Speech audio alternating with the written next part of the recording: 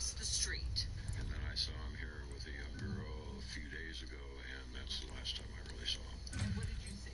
I just saw him and her go into the side of the house, and they're through the side. And how did she appear to be? She looked young, small. It's now being reported that in the final days of O.J. Simpson's life, all his kids and visitors who came to his bedside had to sign an NDA. Maybe he had to tell him something. I've never heard of an NDA on a deathbed. Having somebody sign an NDA to talk to you in your final days is what... Is he guilty? Did he have something to tell him? Did he have something to tell him? His family was not allowed to have their phones in the room while saying their goodbyes. How does an NDA work from the grave? Like, I mean, I guess his estate handles it now, but who controls his estate? Taking an NDA to your grave is insane. An NDA on your, if an NDA on your deathbed's not crazy, think about an NDA in the grave. He lied until his final day. And you know what? I'm gonna give him some credit.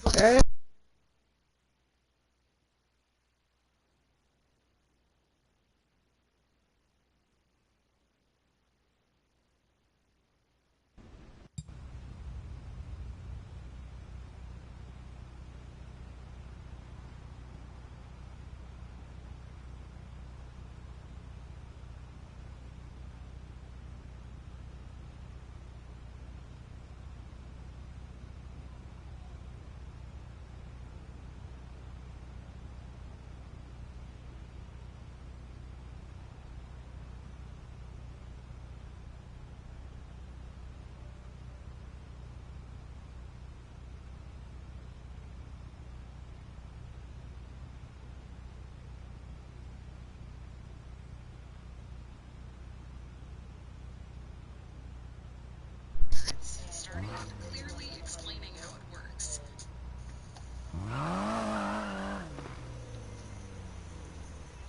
Cheap rent. $650. This was the title of the Craigslist ad. $650 No, that too. No, oh no, all his attorneys are dead. Some of them. Besides one. Because I think one or two attorneys. But like they're old as hell. Like they're like in their 90s or 80s. They're old.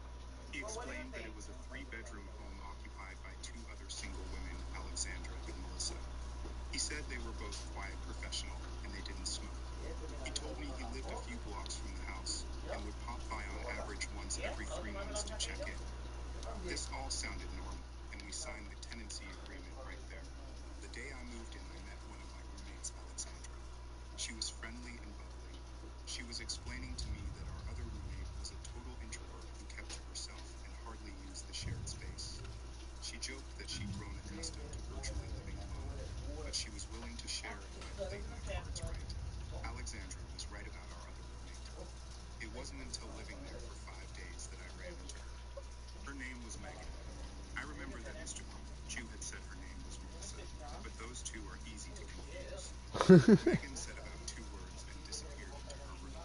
We didn't cross paths much after that. Mr. Chu came from the hell? And he used to buy that generic shit too? What the hell? And just wanted to see how I liked the space. We chatted about how things were going and how I liked my roommates. I told him that Alexandra was delightful and that Megan seems like a nice girl, although I was starting to think she might be. I gave a nervous laugh, feeling guilty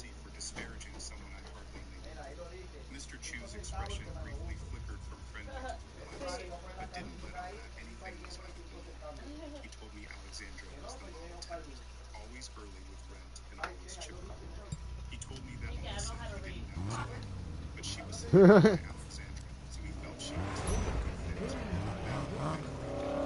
Megan, he nodded slowly. About a week later, I was in the bathroom.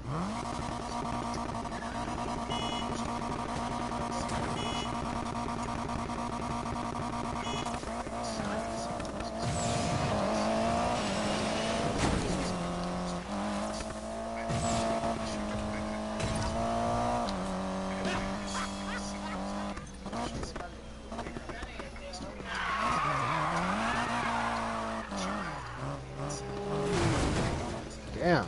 Look at my shit.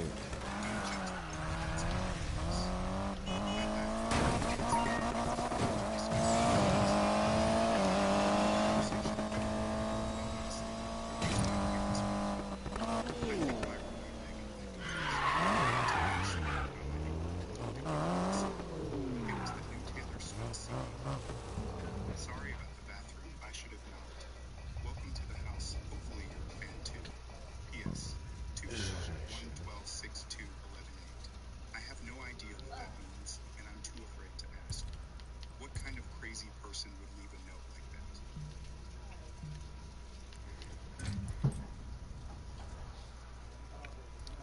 Hello, my name is Tiffany. I live in California. I am 5'1" and about 118 pounds. I have black hair. None of that matters though. You don't care how I look, what my favorite color is, or even what type of person I am.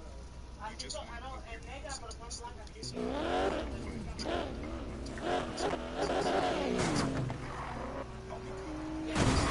Just remember, every detail, no matter how small or monumental it may seem, is important. It's the chess move. Pay close attention. Start from the beginning. I love couches. Who doesn't? If I can find a Starbucks or a couch, I can guarantee you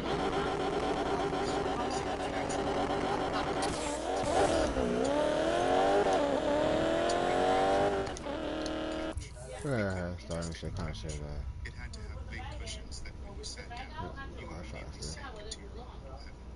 I came across a lovely little love seat on Craigslist, black puffy leather seats, which could easily be reclined for nap time. The lady I picked it up from was a nice lady. She was right out of Ventura, so it wasn't a far drive at all. The ad originally said the couch was $300. I only had about $250 to spend on it, so when I arrived I asked if my amount would be okay. She nodded her head very quickly. The whole process was rushed and a little weird. She explained to me that her son had this couch for a long time, and since she was kicking him out, she wanted to get rid of it as quickly as possible. It's understandable using a site like Craigslist or FreeSide. You're going to be paranoid about who comes to your house, but she kept looking over her shoulder back at the house like a kid sneaking cookies while mom's back was turned. Finally returning home, I had a classmate come over and help me get the couch into my apartment. Thankfully, I lived on the bottom floor. After getting it into my home, we decided to assess what condition it was really in. There was a slight tear on the back, but it wouldn't be noticeable at all since that would be against the wall. The only thing I was displeased with was that they had not bothered to clean it whatsoever before giving it to me, so for the time being I cleaned it down with a wet rag, not really knowing how to clean leather. I also went out and bought a nice throw blanket and tossed it over. The first few months in Los Angeles were amazing. I had nothing tying me down and I was free to do whatever I pleased. I had a decent job, making more than enough to pay bills and have extra spending cash. As anyone else in New York would do, I spent it on crap. Xbox systems, Blu-ray players, because takeout would name it. That all changed when I met Mason. Mason was the full package. Light blue eyes that sparkled when he smiled, and beautiful blonde hair. Mason took very good care of himself. Our budding romance was, at the time, the best thing to ever happen to me since I moved out here. He was quite charming, always leaving flowers for me in my kitchen when I wasn't home. So when I returned, I would be greeted with a beautiful bouquet and the sweet aroma of red roses. Clique, I know, but I loved it. Mason had taken me out to a hookah lounge in Hollywood one night, and then to like that. He explained to me that night that he had to travel for work and would be gone for a few weeks, so to make sure I would take extra precautions while he was gone. Always lock up and check the doors, he said. We smiled sweetly at each other before he drove off. leaving me in That's the not darkness. nice of me. What's up, I scurried up to my apartment door, fumbling for my keys. Snap. I whip my head around and strain my eyes, trying to see where the sound came from. In the darkness across the parking lot underneath the dim wall, I I gotta could tune make in out the two still, silhouette of so. a man, his face caressed by the dim red embers of his cigarette. My heart dropped into my stomach. I turned back to my apartment, and to my surprise, it was unlocked. I flew inside, slamming the door shut behind me. I rushed to the living room and let out the most ear-piercing scream. The man was peering into my room.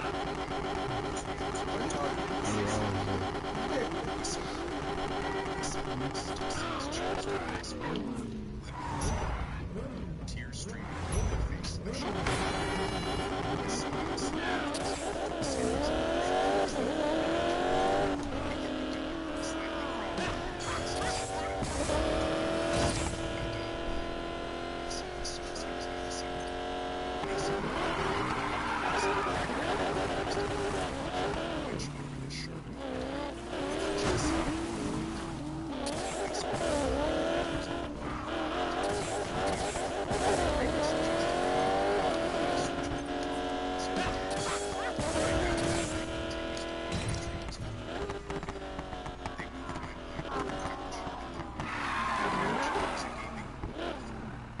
upon further inspection, the police stated that it was a man-made tunnel leading to my apartment from the bushes on the big tree line across the street. They found the man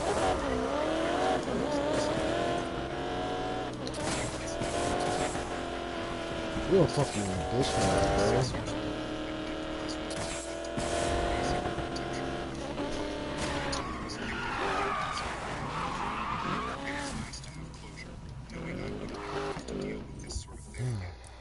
I moved into a new apartment shortly after the incident. Mason doesn't bring me flowers anymore. I decided to call him one night as I was walking up to my new apartment and ask him why he had stopped, thinking it was emotional stress.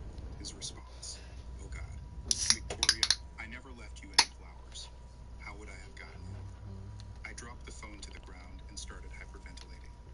Beautifully decorated on my kitchen table was a lovely bouquet of red roses and a small white paper attached to a red ribbon. See you soon.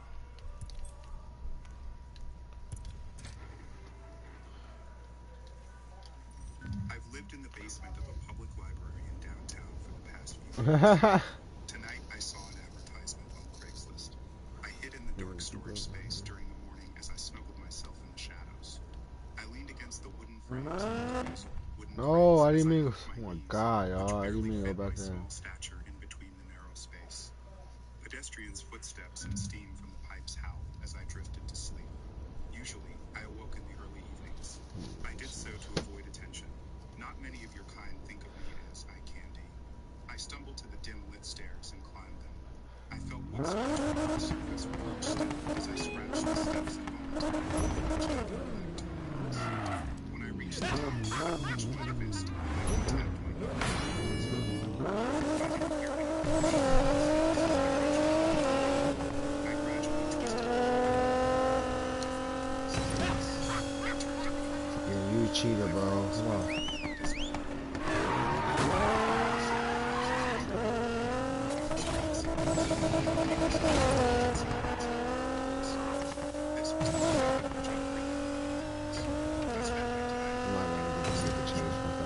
He gonna race like that. I don't like racing like that. It's a honk with you, nigga. I stared at the faded computer monitor in front of me as I looked at a faded picture. My blue eyes had sunken into my pale, weedy face. My sweat-smothered black hair clinged to the sides of my filthy, dirt-caked cheeks. My cracked lips failed to hide the growth of my dull, yellow fangs. I moved the mouse with my tiny hands as I searched the computers.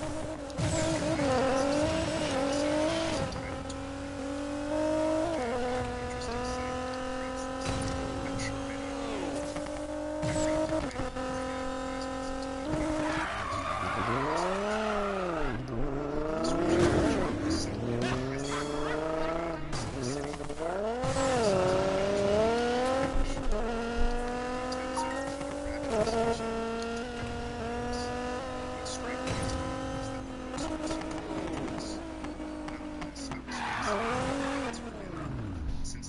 That was a bad accident I back there. usually hunted stray cats and dogs on the streets near midnight, which was actually a lot of work.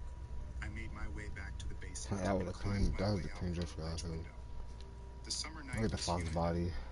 I crept from the bushes to the cool pavement of the sidewalk. Plenty of street lights illuminated the vacant streets, but I remained Hope cautious. everyone have a I good ducked morning. behind dumpsters or ran into alleys as several cars went through that part in town. It didn't take too long until I found the neighborhood in question. Bags and bags littered the street. I noticed that in fact, many of the gloomy houses were gray as ash.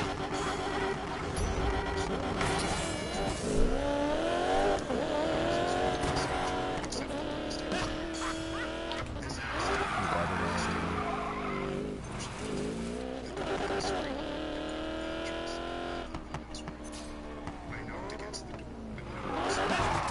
Perhaps they were too busy to answer. I dug my claws into the wall and ascended to I'm gonna buy me a I Beamer. swiftly let myself down. I heard someone snore, and as I approached the bed,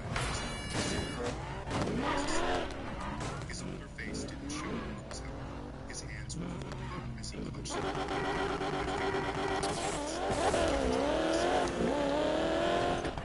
I checked the living room, kitchen, I checked the bathroom as well, but no signs of rats were found. So I decided I realized there was only a slight leak for the sink, which I was able to physically clamp together with my bare Buy me a hands. new car. At first I thought I must have I had thought the it'd be wrong one. address, A pink until one. I realized the home contained I think you take the hood off of As that my one. I eyes don't know which one adjusted to the was that darkness of one. the basement, I noticed piles of what I It was a assumed to be two-door old door. equipment. There were stock piles of polished saw blades neatly stacked in a corner of the room, I guess to cut the grass. Duct tape was located on a table with folded blankets and coils of rope. I guess this was to fix up the nearby houses. At this point, I was very angry. I think I it's haven't that had one. any rats to feast on, and this trip seemed like a waste of time. I double-checked the address, and the location was correct. My stomach is grumbling as I finish writing this. I'm hoping this was all just a misunderstanding, and I'll be treated to a big meal like I was promised. Because either way, I am not leaving this house with an empty stomach. I'm gonna sell another car. Probably I don't drive. This was the Got first them and only vehicles. time I ever used Craigslist. It happened around 5 years ago in the spring when the snow had melted and the grass was growing long again. I went to my garage to get my lawnmower. I had an old push mower, and it hadn't been used for months. But when I tried to start it, it wouldn't work.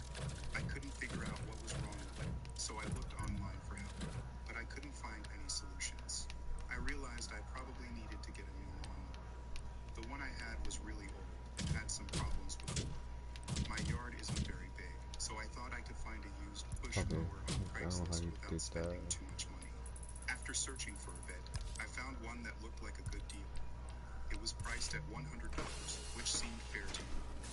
After thinking about it, I decided to contact the person selling it. I sent a text to the phone number in the listing and got a response So about a she note. can make it 10 down. The reply said that I could come and buy the phone tomorrow evening if I wanted to.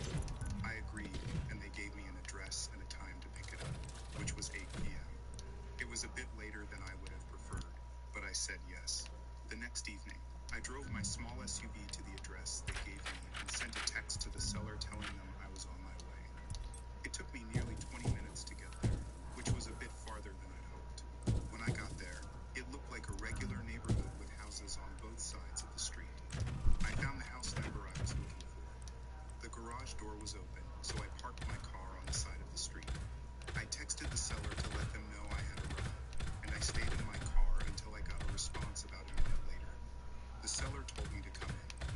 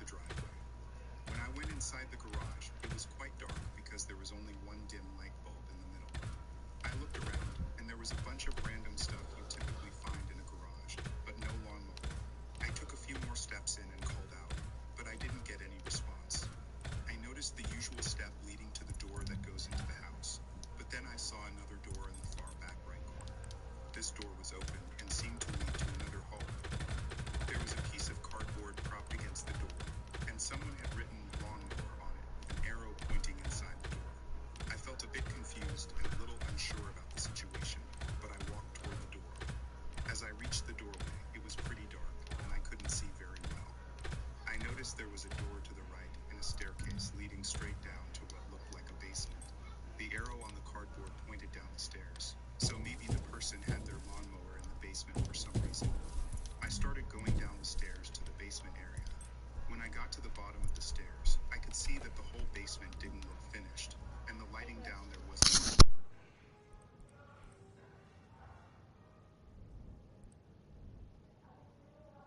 to the basement, and it was slowly closing. It didn't slam shut, but I heard it close. I looked up the stairs, but I didn't see anyone. The person who closed the door did it from outside the basement. I suddenly felt really uneasy and just wanted to get out of there. I hurried back up the stairs as fast as I could. When I was almost at the top of the stairs, I heard another door close, and then I heard footsteps. Someone else was in the house, and it seemed like they had come in through the other door from the garage. I tried to open the door, but it was locked from the outside. I like this color, I y'all. couldn't get it to open, so I tried the other door that led inside the house, as it was slightly open already. When I got inside the house, I found myself in a small hallway. It led to a living room area with a sliding glass door that went out to a patio in the back. Got 400, almost 5 stock horsepower, 500 almost stock. Without It's thinking, like I went 494 straight to the something like that. sliding glass door and Like, opened it. Once I was outside, I quickly I think I could closed it do the behind me bungle just in package. time. If I could do that, I might just do that to make my car. I didn't see him clearly, Just because but I he got was the walking money. towards me pretty quickly. I ran as fast as I could, going from the backyard around the house and garage and back to my car. Once I got in, I started the engine and left right away. I drove all the way back home and blocked the phone number because I didn't want to have any contact with that person. I shared my strange experience on the Craigslist website, and then I decided to buy a new lawnmower from the store. Since then, I haven't used Craigslist again. I'm not sure if I'll use it in the future, maybe if things have changed. But what I do know is that I'll never forget that scary experience, and I hope nothing like that ever happens to me again. I can make that better.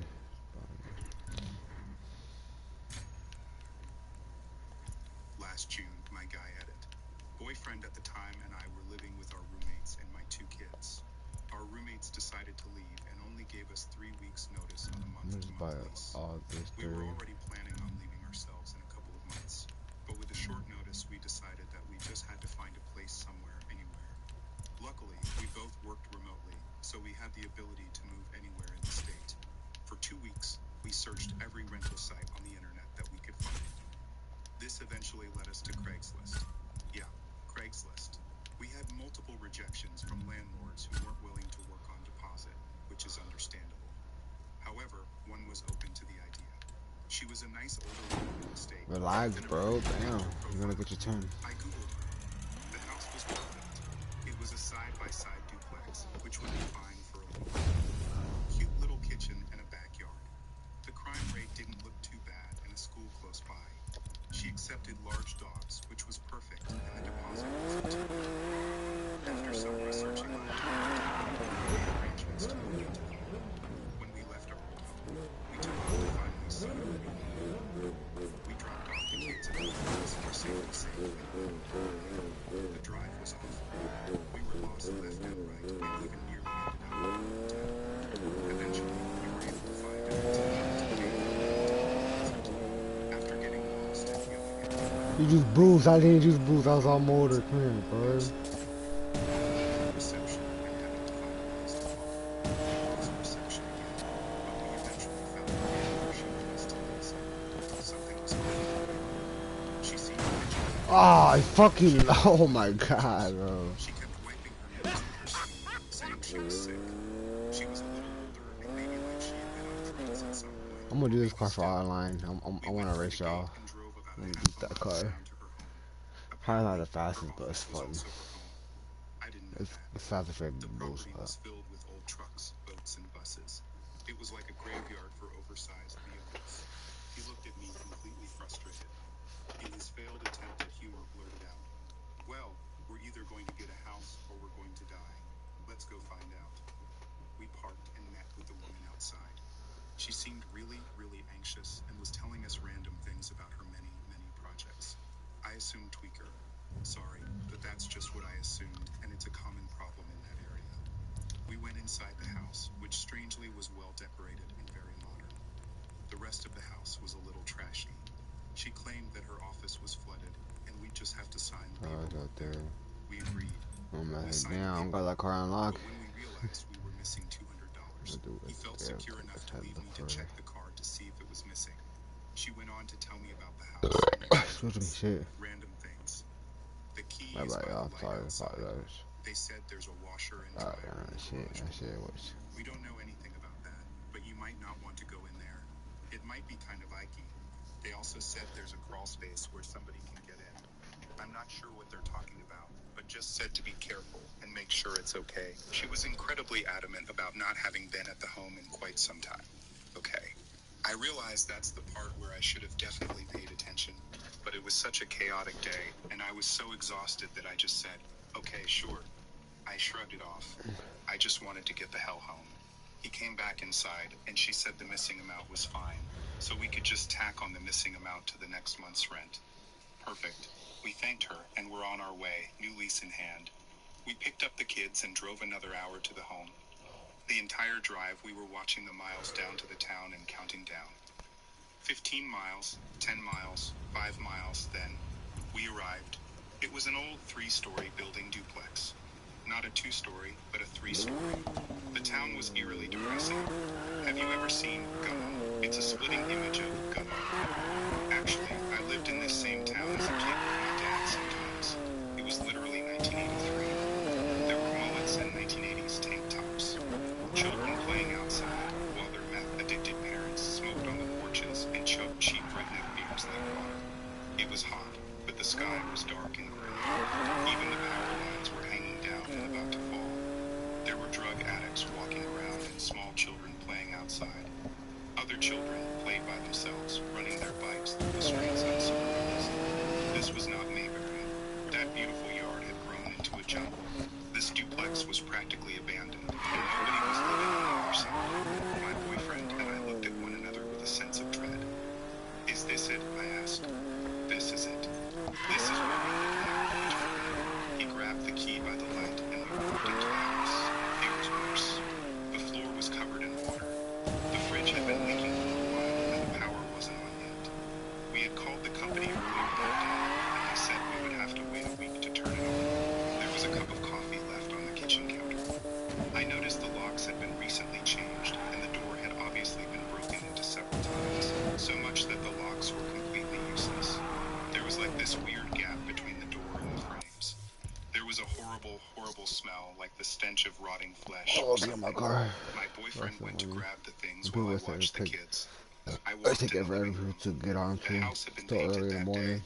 It was roasting outside, and the smell between the paint, the smell of mold and overwhelming smell of death. I had to open a window. I tried. He tried. The windows were broken and painted shut. The pictures online had to have been from a few years ago. This place was a train wreck. Whoever painted the house painted quickly and got the hell out of there. It was poorly done. Even the door handles were painted. They painted the walls, ceiling, the banisters, and even the stairs this ugly, depressing salmon pink color. That instantly set me off. I think there was blood in here, I told my boyfriend. Why do you say that? He asked, dropping down more boxes onto the floor. That's the only reason to paint it this god-awful color. Blood will seep through white paint, eventually, and it's impossible to get rid of. The only reason I know this is because I remember hearing about a news story where a woman took over a murder house. As I walked further into the living room, I realized there was a huge bleach stain, about 2 feet wide on the dark carpet. The house was lifted so high with the garage or basement, whatever it was, below. I didn't understand how it could feel like it had been flooded or why the carpet was so badly wrinkled. We scoped out the house and went upstairs to the bedrooms. The windows were so low to the ground and hanging open, and I just thought, this is not safe for kids. There was a bucket of paint with the paint roller still inside, randomly left behind in what would have been our bedroom. I stood by the window, which was only about maybe 2 feet high. It must have been about 4 feet tall, 3 feet wide, no guards, and was left completely open. There wasn't even a screen. I could have sworn I saw a flash of light while stared down 3 stories below from the death trap. Call it whatever you want, but I instantly had a vision of a woman with long hair falling out the window and crashing down on the ground below. I didn't tell my boyfriend. I had to get out from upstairs and just took the kids. About 10 minutes later, that smell of death was making it impossible for me to breathe. I had to go to the bathroom. We had been driving for hours that day, but the moment I stepped in, I noticed the mirrored bathroom cabinets were cracked, left open, and a toilet toilet paper holder shoved inside in parts. I walked in a little more, and I noticed the red spots on the shower walls and a sealed tampon in the middle of the floor. I don't think the maintenance man had any use for a tampon, and it looked as though someone had gotten the hell out of there and did so quickly. I was about to go in, but something held me back, and a little voice in my head said, "Don't go into the bathroom," so I didn't. My boyfriend was sitting in the car. He said it was too hot, and he needed some air. I looked down below out the living room window and noticed that there were groups of people walking by and making comments about someone being in the house. Those people being us. I was trying to come up with every positive reason to stay here. I kept coming up with excuses like, "It's not so bad. Maybe it just needs a woman's touch. Maybe some flowers will make it better. Maybe some air freshener. We'll just buy Maybe like 10 after bottles this. of air freshener and a lot of bleach." I kept trying to convince myself by looking around and thinking how to make it work. I opened up the closet and then peeked inside to see that it led further down behind the wall. Keep in mind, this house was probably built in the very early 90s and is around 100 years old, if not The more. bigger you see It wasn't uncommon back then for secret rooms and passageways to exist. It's so hard to explain the feeling I had. But as I was about to peek around inside to see the back of the closet, something came over me. I knew that if I had gone any further, my kids and I wouldn't be alive. Everything felt so heavy and I was about to throw up. This was the closest I had ever felt in my entire life to not just death, but hell. Pure evil. I can't even possibly explain the amount of dread and discomfort. I was so uncomfortable.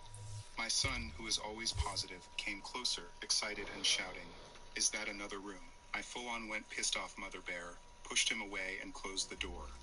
Suddenly, the words that the landlord had told me ran through my head again. They said there's a crawl space where someone could get in. Just then, I heard something else in the house. Something like someone moving around, somewhere around behind that closet area. I stood there for a moment and had the eerie thought creep into my head. You're all going to die here if you stay. That very thought set me into a panic, and with my heart pounding, I quickly grabbed my kids and ran out to the car. I could tell that my boyfriend was visibly upset with the home, giving me an opportunity to skip beating around the bush. "Hey, let's just go," I told him. I was a little bit hysterical, and I don't remember exactly what I said, but it was on the lines of, "It will be fine. We will find something. We don't belong here. We need to get the F out. Let's just go. I don't care. I'm not mad. Let's just go." He was relieved. Neither of us wanted to disappoint the other, but after talking things through, it turned out we had the same feeling of dread and death in us. He was just afraid of dying as I was. I was absolutely positive that one night there would have killed us. I asked him to take pictures so that the landlord would know the situation. As we were leaving, we noticed that there was actually another window on our side of the duplex, which we believe was a secret room. I heard the neighbors across the street laughing and saying something like, "It looks like they're leaving." That didn't last long. We slept in the car at a nearby gas station. We were so exhausted.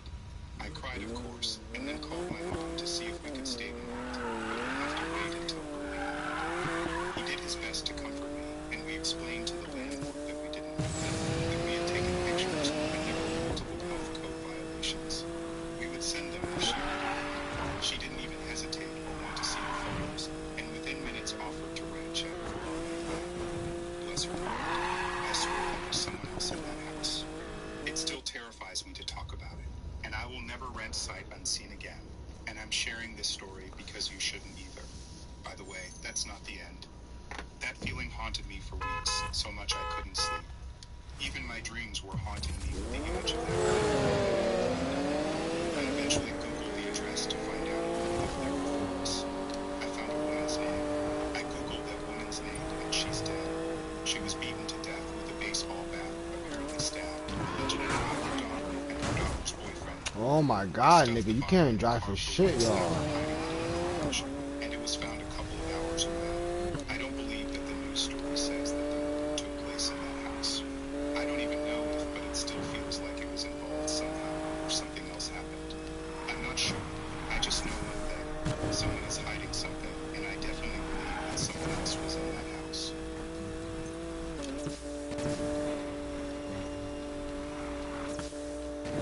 I buy a lot of stuff of Craigslist, but I don't sell that much because of the general seem ridiculous. It's buyer beware.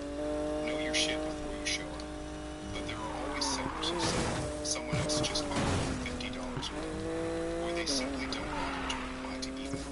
As a habit, I try to pick out public places and open areas, but I'm a tall, big dude, so I generally don't worry too much about the intimidation part of meeting someone. But I try not to put myself into situations where I can't get myself out either. I arranged to buy a broken Morley volume while pedal the chrome optical pedal. Guy said it worked before a wire came off, and the light bulb was moved out. We met on the street outside of his apartment building. He didn't bring it with him. But the guy smelled like pot, so I wasn't too worked up with it. So I followed him up 3 flights of stairs, and when he opened the door, it was like a bad cheat sheet. Bro, I got a stock. My car got 700 horsepower, bro. The guy can't remember. Come on now. I stand outside of the apartment door in the hallway, and he's looking around, and I hear tires screeching outside. There's this boom, and all of a sudden, a platoon of cops in riot gear are swarming up the stairs. The guy shows up with a couple of handfuls of parts, screws, and drops the bottom plate. I pick it up, get the stuff, and give him the money. As I'm going down the stairs, the last cop pushes me up against the wall and points a gun in my face, shouting, "What apartment were you in?" I'm like, "Dude, I'm just buying a busted-ass guitar pedal. I don't know what apartment I was in." The cop looks at the parts in my hands and looks back up at me. He sneers and pushes me down the stairs as he takes off running up to catch up with the others. I jumped into my truck and drove away. No tires spinning and or anything dramatic, just like I'm supposed to be there and I'm supposed to be leaving. I don't know where those cops were going or what they were going for or anything, except that all the pedal needed was a wire soldered back up and a new bulb. What if I told you investing wasn't just for the suits and ties? It's for every... Let's go drifting. A MacBook I bought on 2010 almost got me fired from my job. I scheduled a meeting with a fellow doucher69 at a Starbucks to sit down and I meet him, it goes fine, we make small talk while I'm doing the computer. I made the unfortunate mistake of telling him he proceeded to tell me of his internet problems, to which I said I would look at his account when I got back to work. He said he had extended coverage on the account, but that he had forgotten the paperwork. He would be in contact with me when he had it, and we would meet up to make the exchange. I paid him, we shook hands, and I went. I opened up the computer and found that he has not formatted the computer, but simply removed all of his applications. In the contacts application, there is his name, address, and phone number. I write it down in case I ever need to get in contact with him again. I format the computer and install the next message. I sent a text to doucher69 letting him know that he left his number and that I live close to him, and if he ever finds the Monday paperwork, to let me know I can swing around and pick it up to make it easy for him. The next day, I pulled up his account to review his report history. I didn't find anything of value, and I didn't really care about troubleshooting, so I closed out of his account and let him go. The next morning, I get a call from HR to come down to the office. They inform me that doucher69 is connected to management, and I unlawfully accessed his account to get his personal information. His wife and child are scared that I might go after them. They also are certain that I have started upon initial investigation, HR has found that I didn't fail to access his account. At this point, I walked in, and I had no official business touching customer accounts. HR asked me to show on the computer where his personal information is, but at this point, I had formatted the computer. I was done. This sort of complaint is taken very seriously, and rightfully so, but I was completely 100% innocent. I was dead when I stood there. I knew it. HR sends me home. This is a Friday, and they tell me to wait for their call Monday afternoon. They investigate and decide what my fate is. At this point in time, my wife is 8 months pregnant. Come on, you fucking dick, bro. Sadio, bro. You a bitch ass nigga, bro. I was terrified. You a bitch too, bro. Move, bitch nigga. It was one of the most stressful, long weekends of my life. I couldn't sleep, I couldn't eat, it was constant. I sat down at my first round and wrote an explanation to my boss, my director, and to HR. I detailed our entire interaction, included when and where, provided copies of all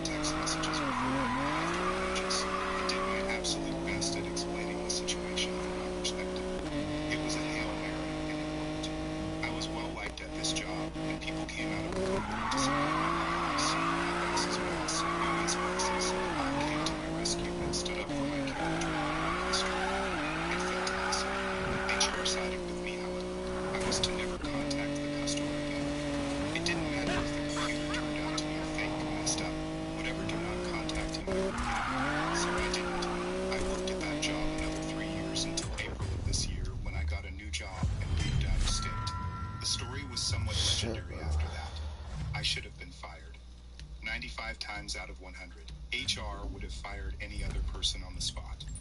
I have no clue why I was the exception, but I was, and I was thankful for it. After my last day at the cable company, I really wanted to sit down and write a long, nasty letter to this guy. I got on Facebook and composed a message, but I chose not to send it. I have no clue what his motivations were or why he did it, but I had moved on from it and saw no value in confronting him. Lessons learned: never give out your name, use Google Voice to send your texts, and never tell them where you work. Review the product, purchase, and leave. That's it.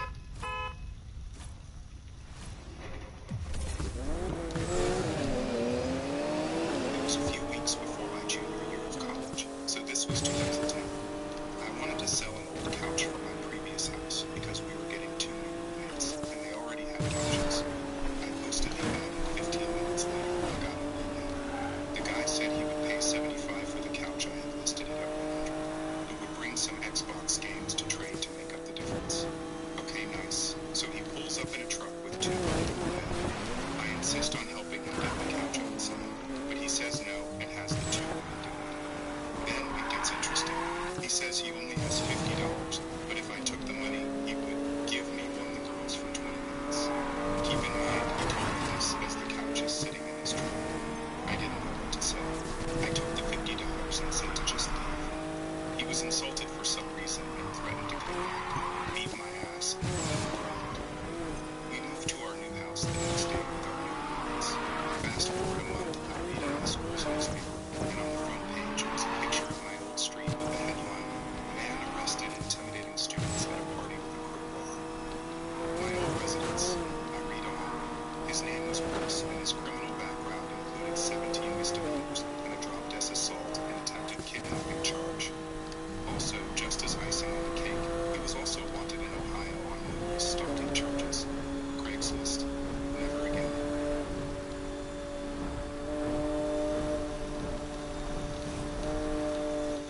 '22 Chevy Cavalier horse. Car runs great. It has less than 30,000 miles on it. The C in stereo are in perfect condition. Fucking dick, bro. Dings or scratches. Email if you're interested. That's what the ad said on Craigslist. My daughter's 16th birthday was coming up, and I was looking to buy her a car. I had been cruising around various websites looking for deals when I came across the listing for the Chevy Cavalier. $1.25 for a car with less than 30,000 miles seemed too good to be true, even if it did have a few years on it. So I emailed the owner and set up a test drive to make sure it wasn't a limit. The owner of the car was named Jack. He seemed like a nice enough guy over email, although I'm sure a lot of horror stories have started out with those exact words. We agreed to meet at his house. My GPS told me it was in a town located about 15 minutes south of where I live. I wasn't too familiar with the area. Even though I drove past it on the freeway every day on the way to work, I never had a reason to take the town's exit. Jack's home was located in a residential neighborhood that reminded me of something out of the Stepford Wives. Every lawn was neatly manicured. All the houses were nearly identical and well maintained. When I pulled up to the curb, he was already waiting for me in the driveway. I introduced myself and greeted him with a friendly handshake after exiting my vehicle. Right away, I was taken back by just how odd of a fellow Jack seemed to be. He was a tall, robust man, yet exhibited a somewhat timorous demeanor that one might not come to expect from a person of his size and stature. I noticed his grip was limp and clammy when we shook hands. Even more peculiar was how quickly and forcefully he jerked his palm away from mine after less than a second of embrace. I played it off, assuming him to be some sort of germaphobe. I never had much of an affinity for shaking hands myself, even though he only appeared to be his lifetime. Jack was bald and pretty heavily. He hid his face behind a pair of big, black-rimmed glasses that looked to further accentuate his intensely appearance. We chatted briefly about I can't remember. I suppose I felt like I usually go to icebreakers the weather when it was beautiful day. The entire time he shifted nervously from side to side, occasionally glancing off in the direction of his approach. Once I felt that we had gotten better acquainted, I turned the conversation to the car. "So is the Chevy in the garage?" I said after making it clear that I had noticed the anxious glimpses he had been shooting over my shoulder. "Why, yes," he replied. "Would you like to see it?" "Well, it is the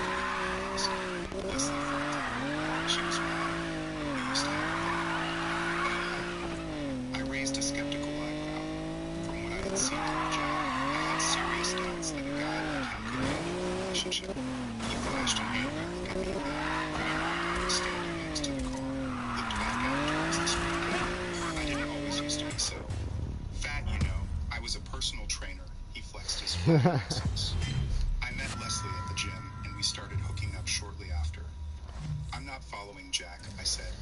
What does this have to do with the car? His face had gone white, and I could tell the man was clearly distraught.